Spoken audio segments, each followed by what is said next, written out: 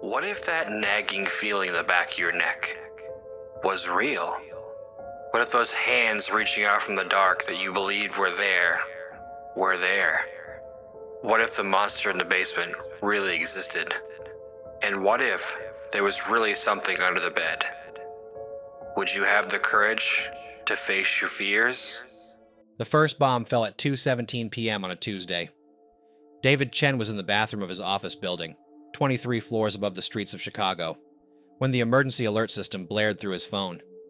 Initially, he thought it was another test. They ran them the first Tuesday of every month, but this was the third Tuesday, and the alert kept screaming. Ballistic missile. Threat inbound. Seek immediate shelter. This is not a drill. His hands trembled as he fumbled with his belt. The fluorescent lights flickered once, then again. Down the hall, someone shouted. From somewhere far away came a sound like thunder. By the time he made it back to his cubicle, the office had erupted into chaos.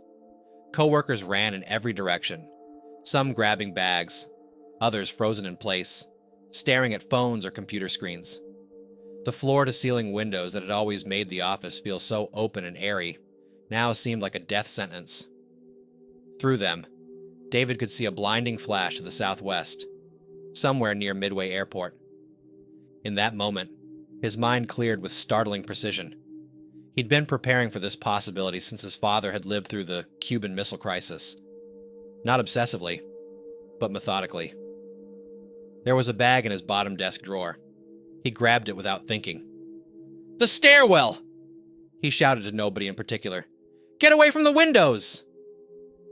The concussive wave hit the building before he reached the fire exit. The entire structure swayed, floor-to-ceiling windows shattering into millions of crystalline daggers. Screams echoed as the building groaned. David forced himself not to look back as he shouldered open the emergency door and began descending. 23 floors. That was the immediate goal.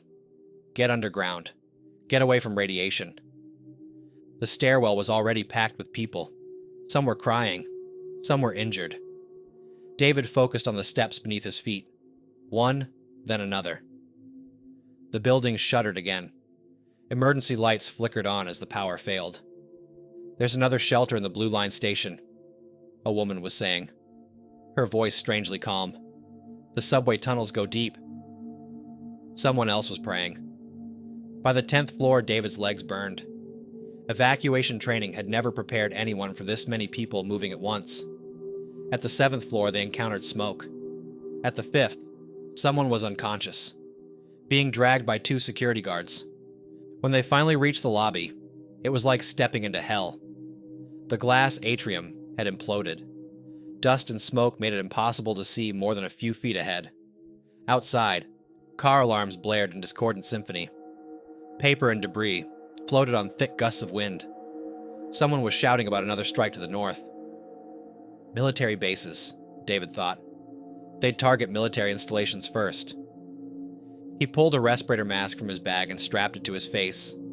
N95, not ideal for radiation, but better than nothing, and moved against the flow of people who were fleeing the building but had nowhere to go. He needed to get to the basement. The service corridors were mercifully empty. As he descended the final flight of stairs, his phone lost signal. The emergency alerts fell silent. He turned on his flashlight app, revealing a maze of pipes and electrical equipment. This wasn't ideal, but it was below ground. It would have to do for now. Hours passed in darkness and uncertainty. The building settled above him, dust filtering down through the ceiling. David's watch showed 4:45 p.m. 2.5 hours had passed since the first alert. Outside, the world was ending, but in the basement's tomb-like silence, it was almost possible to pretend this was just another power outage. Almost. He'd planned for this moment, but planning and living were worlds apart. David inventoried his bag. Water purification tablets, a multi-tool, energy bars, a first aid kit, paper maps of the city and surrounding region, a small radio, batteries, a thermal blanket, duct tape, a change of clothes. The essentials of a go bag, but nothing that would sustain him for more than a couple days. The radio only produced static across all bands when he tried it. Either the transmitters were down, or something in the building's structure was blocking the signal. He'd need to risk going up for information soon. At 6 p.m., he finally heard voices.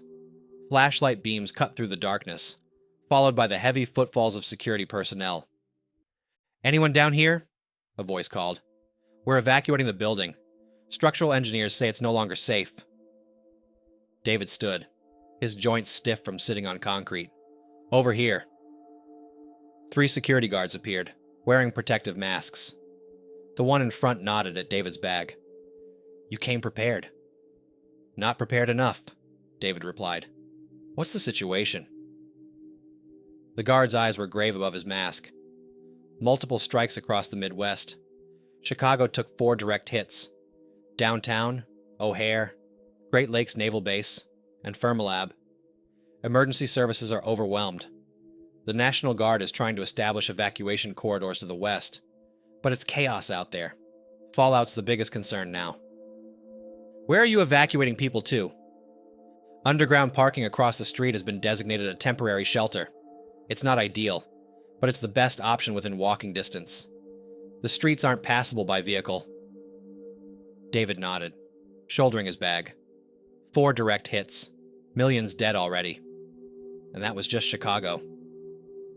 "There's something else," the guard added quietly. "About 30 minutes ago, we lost all contact with the federal government. Last transmission suggested a decapitation strike on D.C. The words hung in the air between them. As they ascended toward the lobby, David checked his watch again. 6 hours into the apocalypse, and already the world he had known was gone. The real struggle for survival was just beginning. The shelter was a parking garage 3 levels below ground. When David arrived, it was already crowded with hundreds of shell-shocked people sitting on concrete, leaning against columns, or huddled in vehicles. Emergency lighting cast everything in an eerie blue glow. A makeshift first aid station had been established near the entrance ramp. Volunteers with limited medical training were doing what they could for the injured. Many had lacerations from broken glass. Some had burns. Others showed no visible injuries, but stared vacantly into space, unresponsive to those around them. David found a relatively quiet corner near a support column and sat with his back against it. From his vantage point, he could observe most of the garage level while keeping track of the exits. Old survival instincts, learned from his father's Cold War paranoia, clicked into place. Assess the situation, identify resources, plan for contingencies. A woman in a torn business suit approached, clipboard in hand.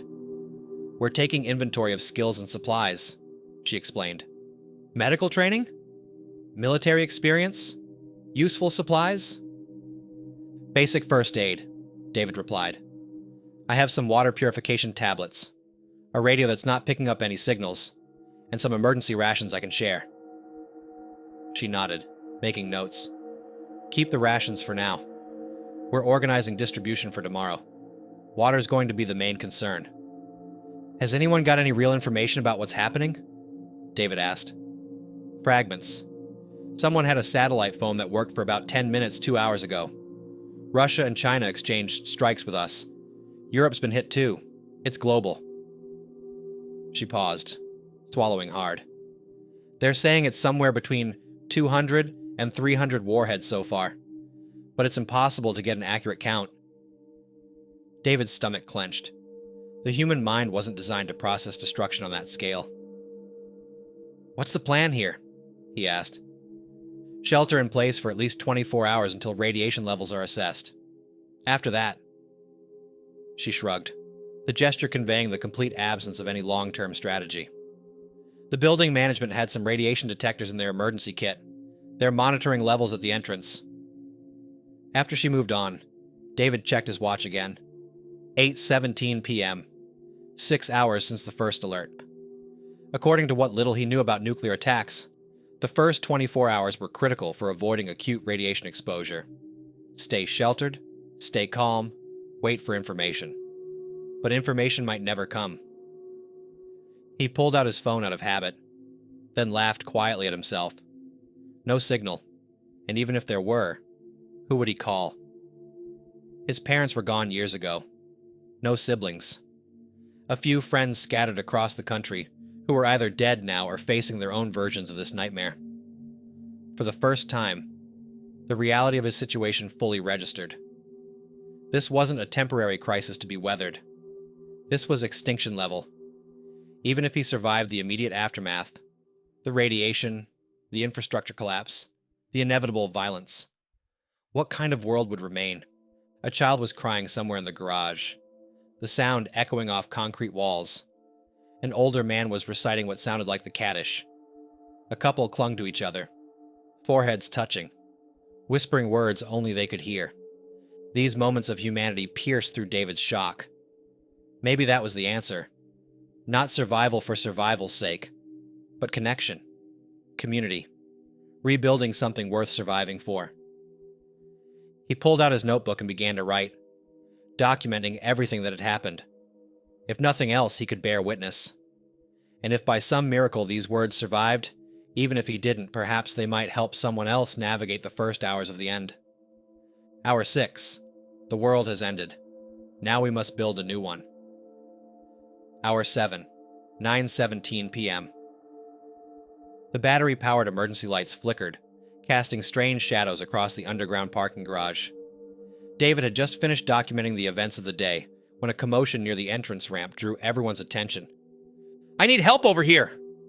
A woman's voice, authoritative despite its panic. David stuffed his notebook into his pocket and jogged toward the sound. A small group had gathered around something. No, someone. On the ground. As he pushed through, he saw a middle-aged man convulsing, foam at the corners of his mouth. "He just collapsed," said the woman who had called for help. Her name tag identified her as Dr.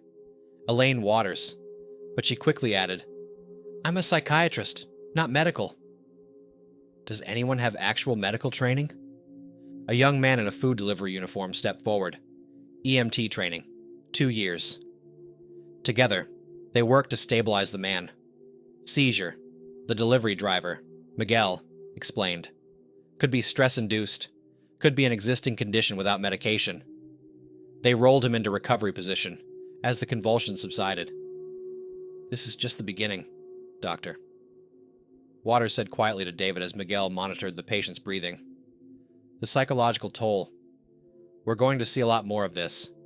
Acute stress responses, psychotic breaks, suicidal ideation." David nodded grimly. "What can we do?" "Create structure, assign tasks, give people purpose. The mind craves normalcy, especially in chaos."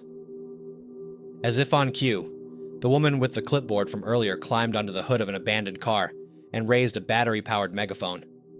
"My name is Sophia Lynn.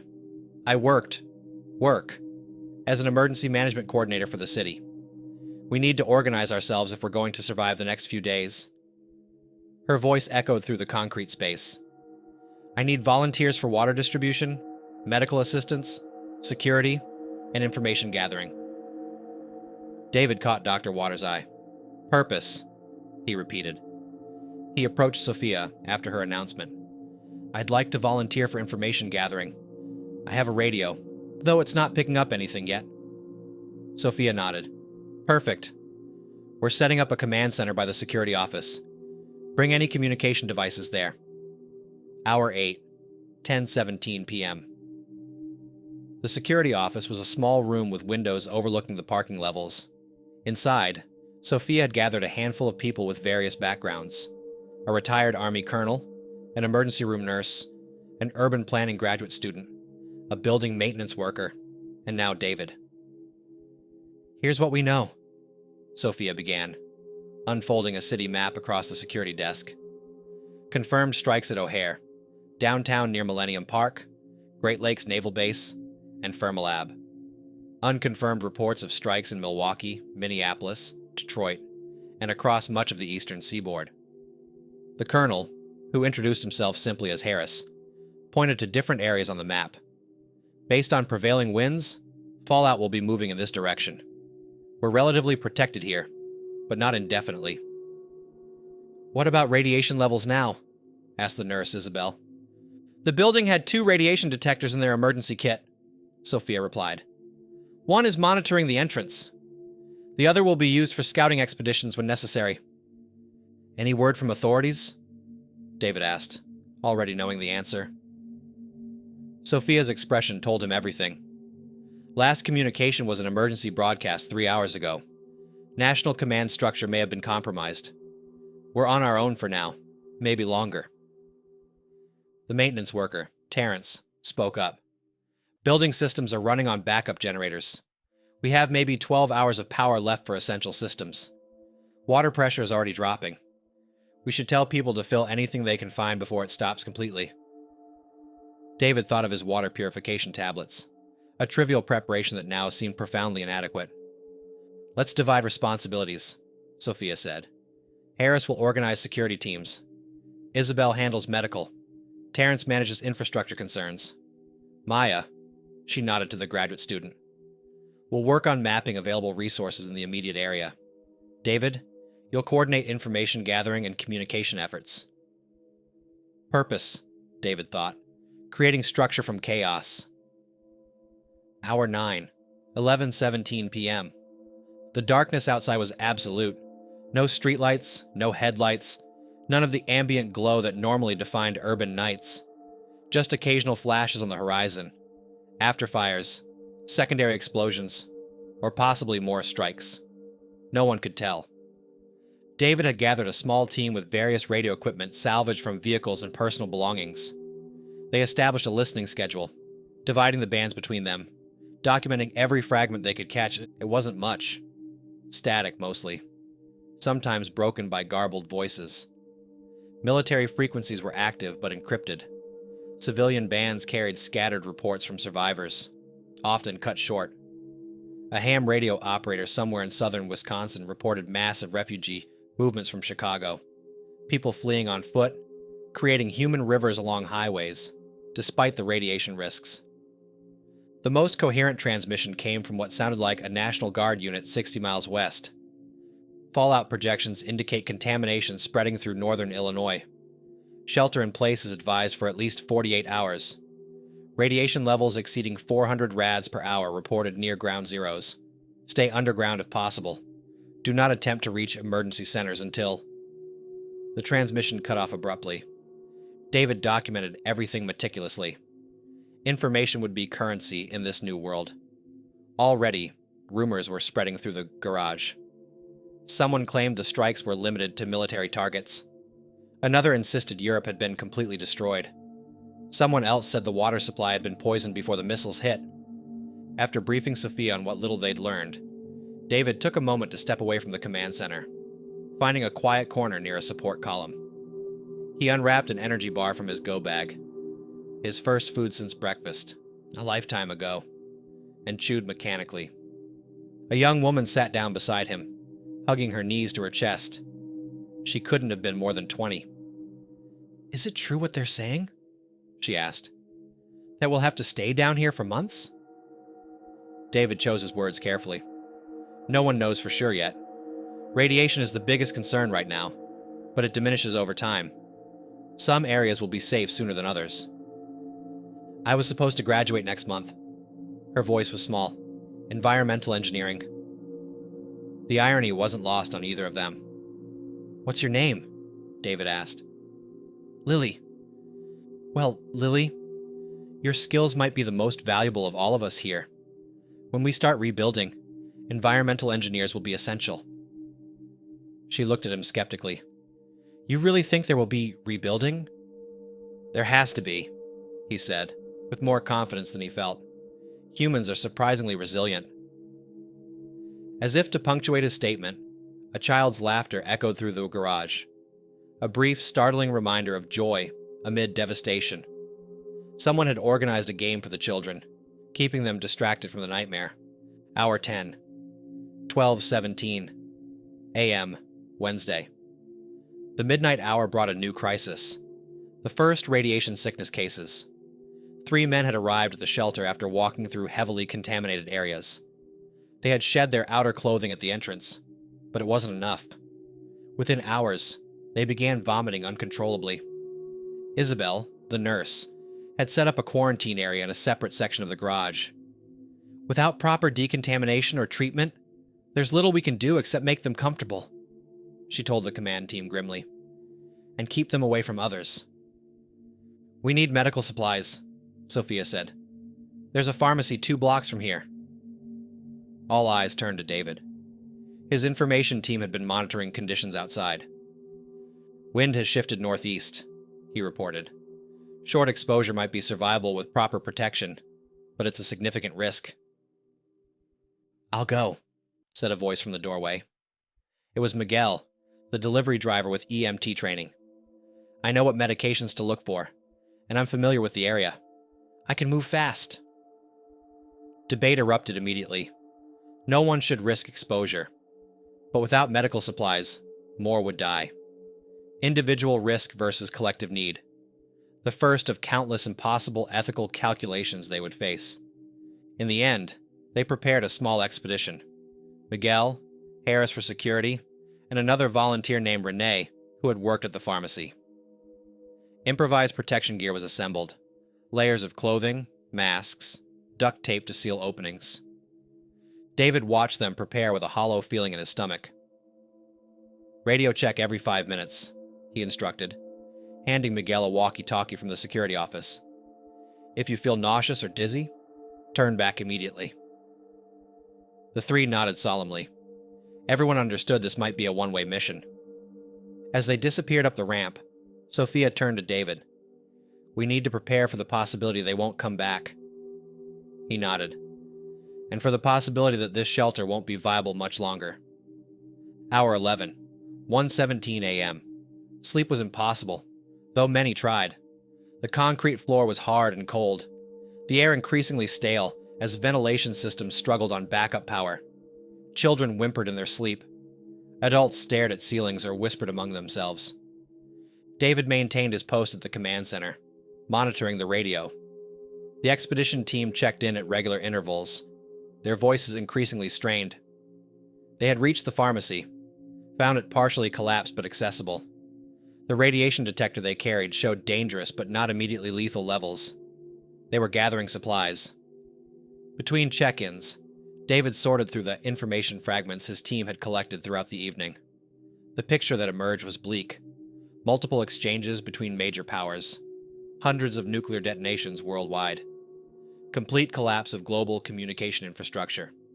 Regional reports of martial law. Yet there were also signs of resilience. Emergency broadcasts from scattered government outposts. Civilian coordination on ham radio frequencies. A recorded message from the lieutenant governor of a neighboring state, establishing evacuation routes and decontamination centers. Humanity persisted, even as its greatest cities burned. Dr. Waters found him poring over his notes. You should rest, she said, sliding a cup of water toward him. Soon, he replied automatically. She studied him with professional interest. You're handling this better than most. Previous crisis experience? David shook his head. Just a father who lived through the Cuban Missile Crisis and never quite believed we'd escaped the nuclear age. He paused. He used to run drills. Made me memorize fallout patterns, survival techniques. I thought he was paranoid. Turns out he was prescient. He died thinking the world was safer than when he was young. David's laugh was hollow. Maybe that was a blessing. The radio crackled to life. Base, this is Team Pharmacy. We've got what we need, but Renee is showing signs of radiation exposure. Moving back now. ETA 20 minutes. David acknowledged, then turned to Waters. We're about to find out how good our decontamination protocols are. Hour 12, 2:17 a.m. Exactly 12 hours after the first alert, David stood at the entrance ramp watching the decontamination process. The expedition team had returned, laden with supplies but visibly affected by their journey. Renee was the worst. Vomiting, skin reddening, eyes inflamed. Harris looked gray with fatigue, but otherwise stable. Miguel, despite carrying the heaviest load, seemed almost energized by the mission's success. Terrence had rigged a makeshift decontamination area using plastic sheeting, duct tape, and the last of the building's water pressure. Each team member stripped completely, placed their contaminated clothing in sealed bags, and scrubbed themselves thoroughly before donning clean clothes provided by other survivors. The medical supplies, antibiotics, anti-nausea medications, painkillers, wound care materials, were carefully monitored for contamination before being transferred to Isabel's medical station. It wasn't nearly enough for long-term needs, but it might make the difference between life and death for those already suffering. As the decontamination concluded, Sophia called a meeting of the command team. "We need to discuss next steps," she said without preamble. "Power will fail within hours. Water is already compromised, and according to what David's team has gathered, we're likely in the fallout path of at least 2 major detonations. The parking structure provides good shielding," Harris pointed out. "Concrete and earth. Better than most alternatives." "But not indefinitely," David added, "and without ventilation." The unspoken reality hung between them. They had perhaps 500 people in the shelter, limited supplies, no reliable communication with the outside world, no clear direction from authorities, if any authorities still existed. "There's a hospital with a reinforced basement about 2 miles west," Isabel said. "It was built during the Cold War with fallout shelters, if it's intact." 2 miles through heavy contamination," Harris countered. "We'd lose people." "We're losing people here too," Terrence said quietly. 3 more showing radiation symptoms in the last hour. Air quality declining. Miguel, freshly decontaminated and joining the conversation, spoke up. "What about the subway tunnels?" "Chicago's system runs deep in places. Might provide both shelter and a route out of the worst affected areas." David recalled the woman in the stairwell mentioning the blue line. "The nearest entrance is 5 blocks away." "Too far for everyone," Sophia said, "but maybe for an advanced team to assess." The decision crystallized among them, without being explicitly stated. They couldn't stay indefinitely. Movement meant risk, but stasis guaranteed decline. The question wasn't whether to leave, but when and how. "We need better information before making any mass movement," David said finally. "I propose a reconnaissance mission at dawn. Small team, minimal exposure time. Scout the subway option and check radiation levels along the route." Dawn. The word itself felt surreal. 12 hours had passed since the world ended, and somehow the earth continued turning. The sun would rise again, illuminating a changed landscape. Would the sky be darkened by dust and smoke? Would the familiar skyline be reduced to jagged ruins? As the command team dispersed to their various responsibilities, David found himself alone in the security office. He pulled out his notebook again, documenting the 12th hour with meticulous care. He had stopped asking himself why he was keeping this record. Perhaps for posterity, if such a concept still existed. Perhaps as therapy. Perhaps as a final testament. On the last line of the page, he wrote, "Hour 12. The world that was is gone. The world that will be remains uncertain. But in this shelter, in this moment, humanity endures." He closed the notebook and prepared himself for whatever the next 12 hours might bring. Part 3 of 3. The Dawn Decision. Hour 13, 3:17 a.m. Sleep deprivation had begun to take its toll on everyone in the parking garage shelter. David sat with his back against a concrete pillar, fighting to keep his eyes open. His watch showed 3:17 a.m., 13 hours since the first missile alert. In the dim emergency lighting, shadows moved as people shifted restlessly on the hard floor, some managing fitful sleep while others wandered between makeshift stations like ghosts. The command team had distributed tasks throughout the shelter population. Those with medical training assisted Isabel. Those with military or security backgrounds joined Harris in forming perimeter watches. Engineering types worked with Terrence to monitor structural integrity and maximize remaining resources. Others cared for children, inventoried supplies, or simply provided comfort to the traumatized. David's information team had established a bulletin board using the back of a large promotional poster found in a parked car. They updated it hourly with verified facts, carefully distinguished from rumors, and the status of ongoing efforts. It wasn't much, but it provided some sense of stability. A hand touched his shoulder. Lily, the environmental engineering student. "You should rest," she said. "Your reconnaissance mission leaves in 3 hours." David nodded, though he knew real sleep was unlikely. "Any luck with your radiation models?" After their conversation earlier, Lily had volunteered her expertise, using the limited data from the expedition team's readings and her academic knowledge. She was attempting to map the likely fallout patterns across the city. "It's rough," she admitted, sitting beside him. "Without weather data or exact detonation information. I'm working from theoretical models, but based on prevailing wind patterns and what we know about the strike locations." She handed him a hand-drawn map. "These areas are likely the most contaminated. These might offer safer passage." The map confirmed what the command team had suspected. Moving west offered the best chance, if they could get through the initial contamination zone. The subway option looked promising. The blue line ran mostly underground, potentially shielding them from the worst of the fallout. "You're coming on the recon mission," David said. It wasn't a question. "I need direct readings to refine the model," she replied. "And I know what to look for." They sat in silence for a moment, listening to the quiet sounds of the shelter, murmured conversations, occasional coughing, the persistent drip of a leaking pipe somewhere in the distance. "What was your thesis on?" David asked suddenly, desperate for conversation that wasn't about survival.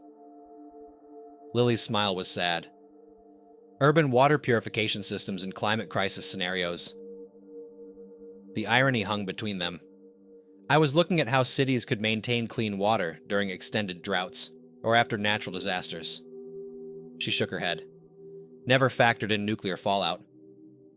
"Your research might save lives now, if anyone's left to implement it." Her voice was quiet but not hopeless. "They say cockroaches and Twinkies will survive the nuclear apocalypse. Maybe environmental engineers too." David found himself laughing, a genuine laugh that surprised them both. Cockroaches, Twinkies, and environmental engineers. The foundation of the new civilization. Hour 14, 4:17 a.m. The emergency lights flickered once, then dimmed noticeably. Terrence had warned them this would happen as the backup generators began to fail. Another hour, maybe 2, before total darkness. David joined Sophia and the others in the security office, their de facto command center, for final preparations of the reconnaissance mission. The plan was simple but dangerous.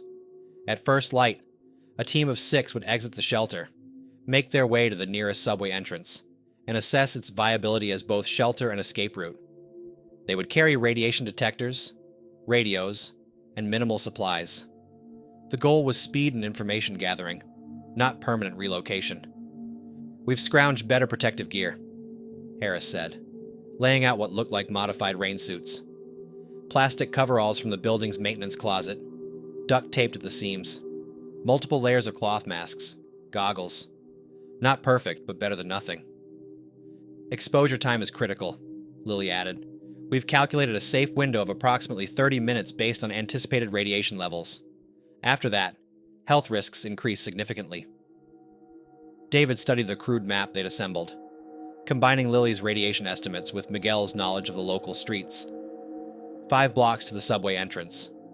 Under normal circumstances, a 6-minute walk.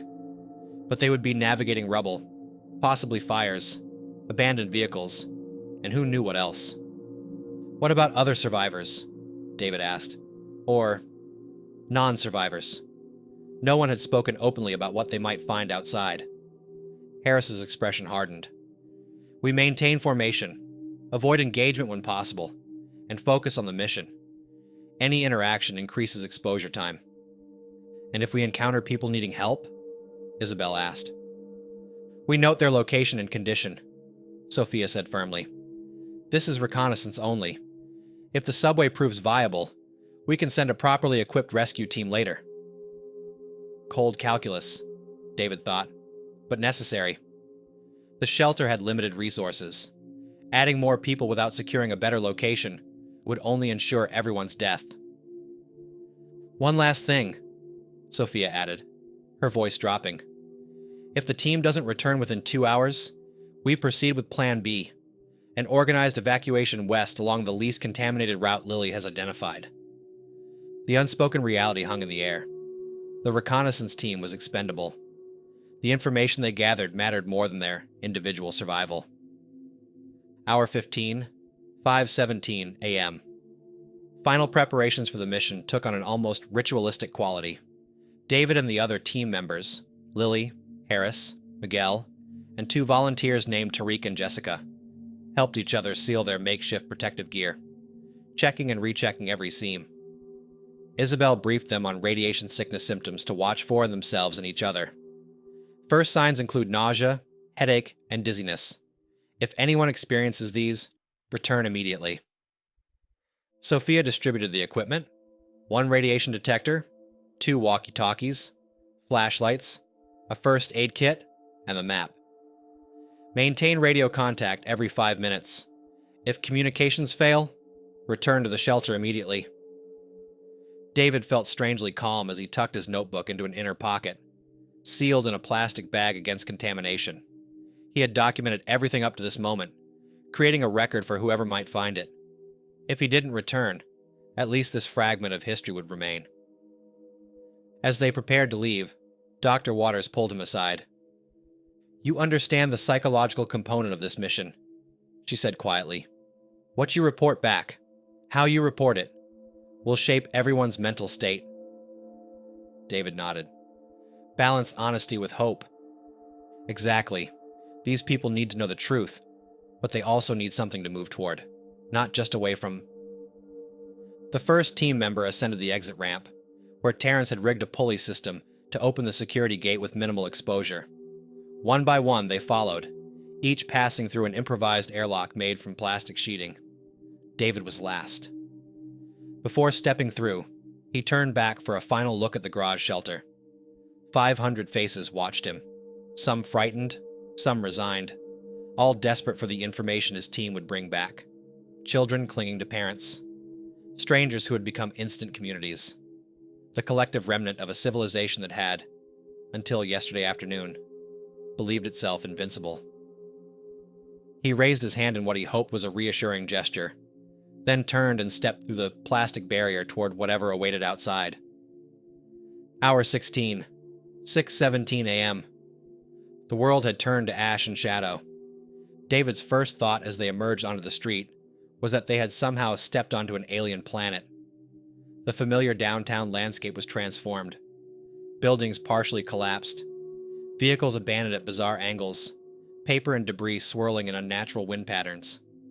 The sky above was a sickly yellowish gray, the rising sun a dim red smear on the eastern horizon. And the silence. No traffic noise, no airplanes, no distant sirens. Just the whisper of wind through ravaged structures, and the crunch of their own footsteps on glass-strewn pavement. "Radiation levels at 7 rads per hour," Lily reported, her voice muffled by layers of masks. "Higher than ideal, but within calculation for short exposure."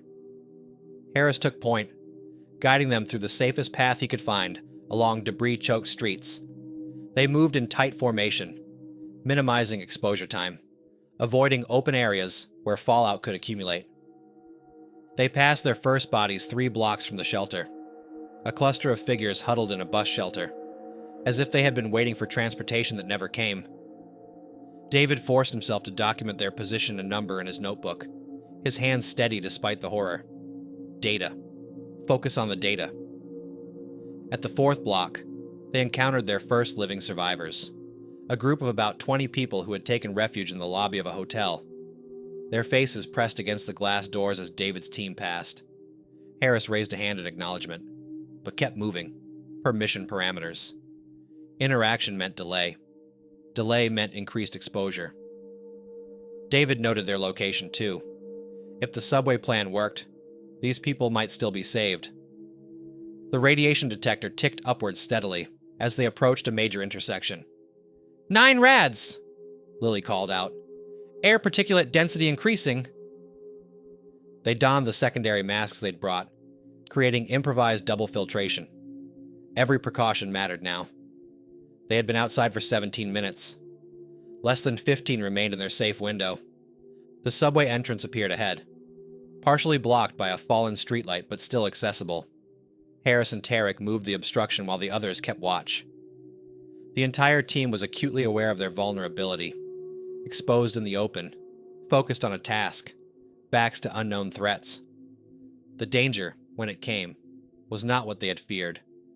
No desperate survivors emerged to confront them. No previously hidden structural damage collapsed upon them. Instead, as they cleared the entrance, their radiation detector began to click rapidly. 14 rads and climbing! Lily's voice had risen an octave. Something's wrong. Miguel studied the detector's reading, then looked at the subway entrance. It's coming from below.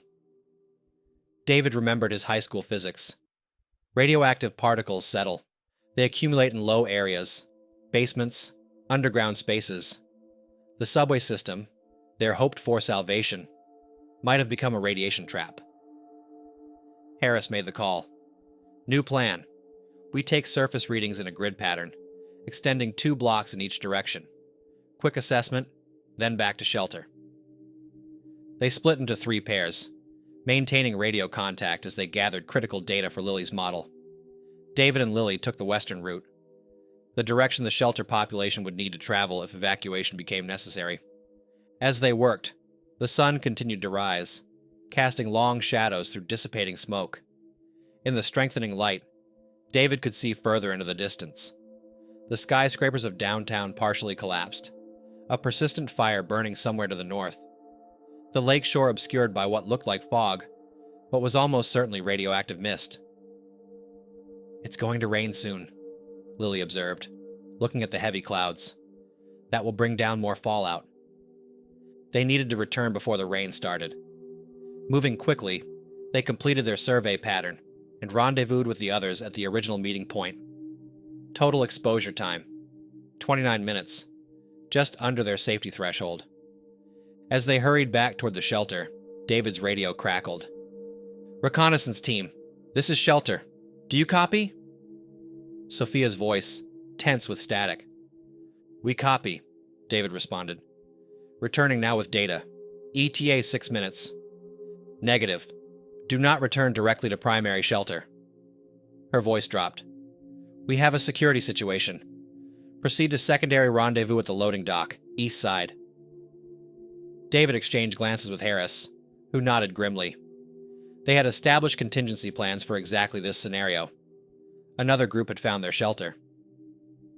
Hour 17, 7:17 a.m. The loading dock was deserted when they arrived. They used the service entrance to access the building's lower levels, where they found Terrence waiting to guide them through maintenance corridors back to the main shelter. Armed group tried to force entry about 20 minutes ago, he explained as they walked. 6 men, military-style gear but no identifiable uniforms. They demanded shelter space, supplies. Casualties? Harris asked sharply. 2 of ours injured. 1 of theirs. Terrence's expression was grim. They retreated for now, but they'll be back with more. When they reached the command center, they found the atmosphere transformed. The relative calm of organization had given way to hushed tension. Guards with improvised weapons stood at key points. People spoke in whispers, casting nervous glances toward the main entrance. Sophia debriefed the reconnaissance team immediately, her focus laser-sharp despite the new threat. Report. Is the subway viable? Negative. David laid out their findings while Lily transferred radiation readings to her map. Underground spaces are showing significantly higher contamination levels. The subway would be a death trap. Surface readings? Sophia asked. Lily pointed to her updated map. Variable. We've identified what appears to be a corridor of lower radiation extending northwest, possibly due to building shielding and wind patterns. She traced the route with her finger. If we have to move, this is our best option. We have to move, Harris interjected. The armed group that approached, they're not the only ones. We spotted at least 3 other organized bands within a 10-block radius. As resources disappear, competition will intensify. The implication was clear. Their relatively large group, known to have supplies and organization, would become an increasingly tempting target. How long before we can evacuate? Sophia asked. The rain will start within an hour, Lily said. We should wait until it passes. Moving through precipitation dramatically increases radiation exposure. She looked at her readings again. Based on these patterns, I'd estimate late afternoon would be safest. We may not have until afternoon, Harris countered. The hostiles could return any time. Sophia closed her eyes briefly, the weight of hundreds of lives visibly heavy on her shoulders. We need a third option. We can't stay, can't go underground, can't move immediately, and can't wait too long. David found himself thinking of his father again. The meticulous survival plans, the scenarios they had gamed out during his childhood. What about a staged evacuation? He suggested. Send an advance team along the safest route to secure a forward position, then move the main group in smaller, more manageable units once the rain passes. The idea took hold. They identified an office building with underground parking about a mile northwest, far enough from their current position to provide separation from immediate threats, but close enough to reach in a single movement. The structure looked relatively intact in the distance. I'll lead the advance team, Harris volunteered immediately. I should go too, Lily added, to continue radiation monitoring. Within minutes, they had assembled a 12-person team, heavily weighted toward those with security or medical experience, and equipped them with the best protective gear available. This would be no short reconnaissance. They would be establishing a bridgehead for the entire shelter population. As the advance team prepared to depart, David made a decision. I'm going with them, he told Sophia. My information team has protocols in place. They can continue gathering and disseminating data here. She studied him for a moment, then nodded. Keep documenting. This record you're creating, it might be the most important thing any of us do. Hour 18, 8:17 a.m. The rain began just as the advance team departed, using a different exit from the parking structure to avoid detection. Heavy drops sizzled faintly as they struck contaminated surfaces, creating miniature splashes that they carefully avoided. They moved in tight formation through the steadily intensifying downpour, following the path of lowest radiation levels that Lily had identified. David pulled his notebook from its waterproof wrap only when they took shelter in the lobby of a partially damaged office building. They were approximately halfway to their destination. While the others secured the perimeter, and Lily took readings, he documented the morning's events with steady hands. The city looked different in daylight and rain. The devastation was more complete than he had initially realized. Entire blocks had been leveled, presumably closer to the detonation sites. Fire still burned in isolated pockets despite the precipitation. Bodies lay where they had fallen, some intact, others merely shadows burned into concrete. Yet there were also signs of survival, faces peering from windows, small groups huddled under shelter. Once, they passed a trio of firefighters still battling a blaze with a partially functioning hydrant, refusing to abandon their post even as the world ended. David recorded it all, not just the technical details of radiation levels and structural damage, but the human moments, the profound silence broken only by rain, the strange beauty of sunlight filtering through smoke and dust. These observations felt important, though he couldn't articulate why. When they resumed their journey, caution gave way to urgency. The rain was intensifying, increasing their exposure with every minute. Harris pushed them forward at a near jog through debris-strewn streets. They encountered their first direct resistance 3 blocks from their destination. A group of 5 men, armed with a mixture of improvised weapons and at least one actual firearm, had established a barricade across the street. "Toll road," one called out as Harris signaled the advance team to halt. "Passage cost supplies." Harris stepped forward, hands visible but posture unmistakably combat-ready. "We have wounded and children coming behind us. We're establishing a safe zone ahead." "Everyone's got a sob story," the apparent leader replied. "Pay or go around."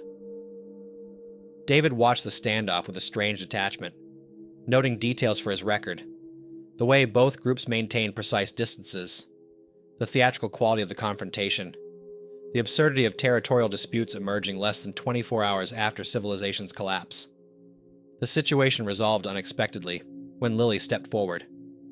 "We have medical supplies," she said clearly, "and knowledge of radiation-safe routes. We can trade information for passage." A brief negotiation followed. The barricade group had no functioning radiation detectors and little understanding of the contamination patterns. Lily provided them with basic safety information and a simplified version of her map showing higher risk areas to avoid. In exchange, they not only allowed passage but offered intelligence about conditions ahead. As they moved on, Harris gave Lily an approving nod. "Smart. Information is currency." "It's the most valuable resource now," she replied. "More than food or weapons?" David documented the exchange in his notebook. The survivors who emerged from this catastrophe wouldn't just be the strongest or best armed. They would be those who could collect, analyze, and leverage information. Hour 19, 9:17 a.m. They reached their destination, an office tower with connected underground parking. Just as the rain began to slacken, the structure appeared largely intact, with minimal visible damage above the 10th floor. The underground levels offered the radiation shielding they needed, while the office spaces above could provide better living conditions than their previous concrete bunker. The advance team swept the building systematically, starting with the parking levels. They encountered no other survivors, though evidence suggested some had sheltered here briefly before moving on. A half-eaten meal, discarded clothing, a child's stuffed animal. Harris established perimeter security, while others conducted a thorough resource inventory. The building yielded unexpected treasures: a cafeteria with non-perishable supplies, water cooler bottles still sealed, a medical station with basic first aid equipment, even a few emergency generators in the maintenance area. Most valuable was a roof access that gave them visibility across much of the surrounding area. From this vantage point, David could see fires still burning downtown, the lake's edge obscured by mist, and what appeared to be organized movement along major thoroughfares to the west, possibly military or emergency services attempting to establish control. "See that?" Lily pointed to the western horizon, where the rain clouds were breaking. "The storm front is passing faster than expected." "How long before it's safe to move the main group?" Harris asked. She consulted her detector readings. "Rainfall has washed down additional particulates, but they'll settle quickly. I'd estimate 2 hours for optimal conditions." Harris nodded. "We'll signal the shelter at the 2-hour mark. They can begin evacuation in groups of 50, 20 minutes apart." "What about the barricade?" Miguel asked. "They let us through, but 500 people." "We'll negotiate," Harris said simply, "or find another route." The team dispersed to their assignments, securing the building, preparing for the arrival of the main group, establishing communication with the shelter. David found a quiet corner in what had once been an executive office and continued his documentation. Hour 19. Not even a full day had passed since the missiles fell. Already, new power structures were emerging from the ashes, territories being established, alliances forming, the fundamental human drive to organize asserting itself even amid devastation. Through the office window, he could see the rain finally stopping, sunlight breaking through in isolated beams that illuminated the transformed cityscape. Birds, somehow impossibly, had begun to reappear, circling curiously through smoke-tinged air. Hour 20, 10:17 a.m. The first sign of trouble came via radio. David was helping inventory medical supplies when his walkie-talkie crackled to life. "Advance team, this is shelter." Sophia's voice was tight with controlled panic. "Do you copy?" "We copy," David responded immediately. "Status?" "Hostile forces have surrounded the shelter. At least 30 armed individuals. They're demanding surrender of all supplies and controlled admission to the shelter space." Harris took the radio. "Can you hold position?" "Negative. We have minimal defensive capability, and they've threatened force. Women and children present. We need evacuation options immediately." The advance team gathered quickly. The planned 2-hour waiting period for optimal radiation conditions was now impossible. The shelter population needed to move, and quickly, but 500 people couldn't simply race through the streets without organization or protection. "We establish a corridor," Harris decided. Position our team at intervals along the route to guide groups through. Lily, what's our radiation situation? She checked her readings. Still elevated, but within survivable short-term exposure limits if they move quickly and directly. What about the barricade group? Miguel asked. David thought of the negotiation they'd conducted earlier. We need to convert them from obstacle to asset. The plan came together rapidly. 2 team members would return to the shelter to organize the evacuation, moving people in groups of 25, rather than the originally planned 50. Others would establish positions along the route to guide them. Harris and David would approach the barricade group with a proposition: payment for protection services, rather than simple passage. As they prepared to execute the plan, David found himself paired with Lily for the first relay position, 1 block from the new shelter location. They would direct arriving groups to the proper entrance, while monitoring radiation levels. You should document this, Lily told him as they took their position. What we're doing now, it's the beginning of whatever comes next. David nodded, pulling out his notebook once more. Hour 20. The emergency phase was evolving into something else. Not recovery, not yet, but adaptation. Organization. The first faltering steps toward whatever new society would emerge from the ashes. Hour 21, 11:17 a.m. The evacuation began in controlled chaos. The first groups from the shelter arrived at David and Lily's position, looking shell-shocked but moving with purpose. Children carried by adults. The injured supported between the stronger. Each group had designated leaders maintaining formation and pace. David directed them toward the office tower entrance, while Lily monitored radiation levels, advising each group on the safest path for the final block. As soon as one group passed, they prepared for the next, maintaining constant radio contact with positions along the route. The barricade negotiation had succeeded beyond expectation. Harris had leveraged their superior information and organization to convert potential adversaries into allies. The barricade group now helped secure the evacuation corridor, their local knowledge proving invaluable in identifying and neutralizing other potential threats. By the 5th group, they had established a rhythm. Each arrival brought news from further back in the line. The hostile force at the original shelter had begun breaking in just as the last evacuees departed. Sophia was coordinating from the middle of the line, maintaining communication between segments. The final groups included those who had stayed behind longest to help others: medical personnel, security volunteers, those who had given up their place in earlier groups. During a brief lull between arrivals, David noted a figure approaching from an unexpected direction. A lone woman, moving with purpose along a parallel street. As she drew closer, he recognized Dr. Waters. I stayed with the last group, she explained, slightly breathless. But I wanted to check on each position as I came through. Status? David asked. Better than expected. Minimal casualties during evacuation. The hostiles focused on supplies rather than pursuit once they breached the shelter. She glanced at his notebook. Still documenting? He nodded. Someone needs to record what's happening. Good. Her eyes were tired but clear. When civilization rebuilds, it will need to remember these hours. Not just what we lost, but how we began again. As she continued forward to the new shelter, David realized she was right. His compulsive record-keeping wasn't just for those who might find it after he was gone. It was for those who would build whatever came next. History didn't end with the bombs. It pivoted. Hour 22. 12:17 p.m. By noon, approximately half the shelter population had successfully relocated to the office tower.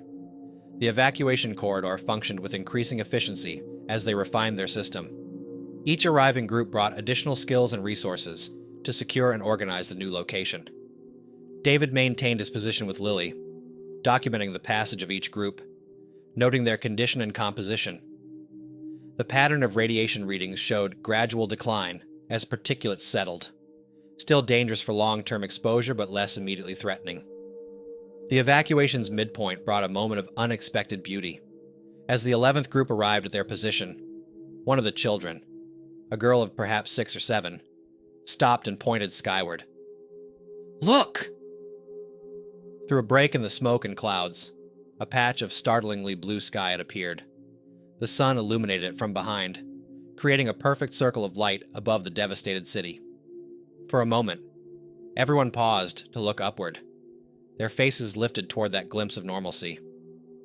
David added it to his record. Not just the fact of it, but the human response. That collective moment of hope amid devastation. These details mattered as much as radiation readings and casualty counts. As the child's group moved on toward the new shelter, Lily checked her detector again. "Levels continuing to drop," she reported. "If this trend holds, limited surface activity might be possible within days, rather than weeks in these areas." "What about long term?" David asked. "Some areas will remain deadly for years. Others might be habitable with precautions. It depends on factors we can't yet measure." She smiled faintly. Good thing environmental engineers survived along with the cockroaches. Their radio crackled. "All positions, be advised." Final groups entering the corridor now. Hostiles have begun moving along parallel routes. Possible interception attempt. David and Lily exchanged glances. The most vulnerable part of the evacuation would be these final groups. The elderly, the more seriously injured, those who had stayed behind to help others. "We should move back to assist," David said, already gathering his materials. Lily nodded. "One of us should stay to guide arrivals." "I'll go." David handed her his notes. "Keep documenting until I return." He jogged back along the evacuation route, passing 2 more relay positions before encountering the problem. A group of the original hostile force had circled around and was approaching the corridor from a side street. The final evacuation groups were still several blocks back. Harris was already organizing a defense with volunteers from earlier groups who had returned to help. They positioned themselves to block the side street access, creating a human barrier. As David joined them, he found himself standing shoulder to shoulder with strangers who, 22 hours earlier, had been ordinary citizens going about their Tuesday routines. Now they stood as the thin line protecting the most vulnerable survivors of a nuclear apocalypse. The confrontation, when it came, was anticlimactic. The hostile group, seeing organized resistance, chose easier targets elsewhere. They melted away into the ruins as quickly as they had appeared. David accompanied the final evacuation group to his relay point, where Lily waited with his notebook. Together, they guided them to the new shelter entrance. Hour 23, 1:17 p.m. The new shelter buzzed with activity. What had been an empty office building that morning had transformed into a functioning community center. The underground parking levels provided secure sleeping areas. The cafeteria had become both food distribution point and medical station. Conference rooms served as planning centers where teams organized essential functions. David found Sophia in what had once been an executive suite, now repurposed as their command center. Maps covered the walls, Lily's radiation projections, building layouts, neighborhood grids marked with resource locations and danger zones. "Final count?" he asked. 479, Sophia replied. "We lost 23 in the evacuation, mostly radiation exposure from the previous shelter, a few injuries during the move. Better than expected, given the circumstances. Nearly 500 survivors, organized and sheltered, less than 24 hours after the bombs fell." "What's next?" David asked. Sophia gestured to the maps. "Short term, we secure this location, establish sustainable systems for food, water, medical care. Longer term," she paused. "We've picked up radio transmissions about emergency centers being established to the west. National Guard, FEMA, whoever's left of the federal response. Once radiation levels permit safer travel, we send a delegation to make contact." David nodded, taking notes. The immediate crisis was evolving into something more complex. Not just survival, but rebuilding. The first 24 hours had been about immediate safety. The next would be about sustainability, connection, re-establishing contact with whatever remained of organized society.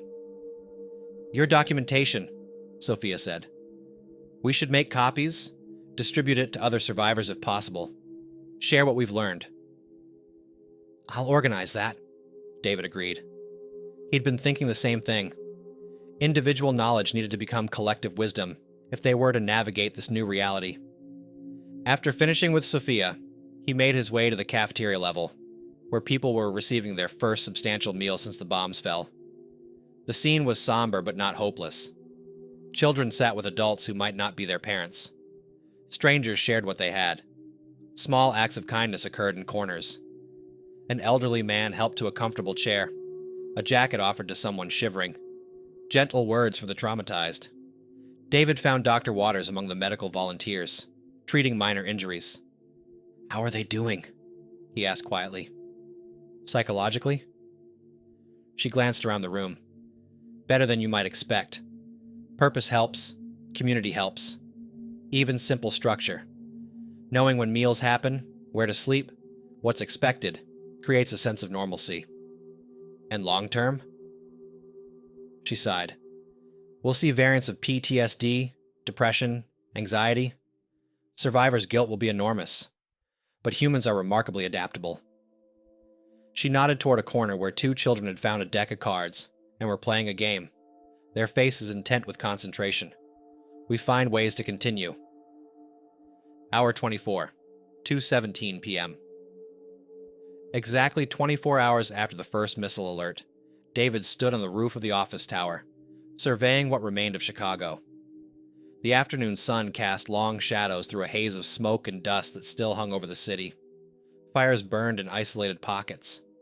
The downtown skyline was jagged with partially collapsed structures, but there were also signs of life reasserting itself. Birds circled overhead. A stray dog trotted purposefully along an otherwise empty street. And across the urban landscape, movement. Other survivors establishing shelters, gathering resources, beginning the long process of adaptation. Lily joined him at the railing. Radiation levels continue to drop in this sector, she reported. Still dangerous, but trending in the right direction. David nodded, making a note in his book. 24 hours. An arbitrary time span, yet somehow significant. They had survived the first day of whatever came next. What will you do now? Lily asked. With your record? David considered the notebook in his hands. It contained a minute-by-minute account of how one group of survivors had navigated the first hours of a nuclear apocalypse. Practical information about radiation, organization, resource allocation, but also observations about human behavior, adaptation, the stubborn persistence of hope. Share it, he said finally. Copy it. Add to it. Turn it into something useful for whatever comes next. A survivor's guide, Lily mused. More than that. A blueprint. David looked out over the changed landscape again. Not just for surviving, but for rebuilding. Below them, the new shelter continued to organize itself. Teams formed for water collection, security patrols, salvage operations. A crude radio array was being assembled to improve communication range. A classroom had been established for the children. Life continued, changed but unbroken. David opened his notebook to a fresh page and wrote the final entry in his 24-hour record. Hour 24. The world we knew ended yesterday at 2:17 p.m. The world that will replace it has already begun. We carry forward what we can. Knowledge, compassion, community, and leave behind what we must. The human story continues, word by word, hour by hour, one day at a time. Nah! He closed the notebook and turned away from the ruined skyline, heading back downstairs to join the others. There was work to be done. The end.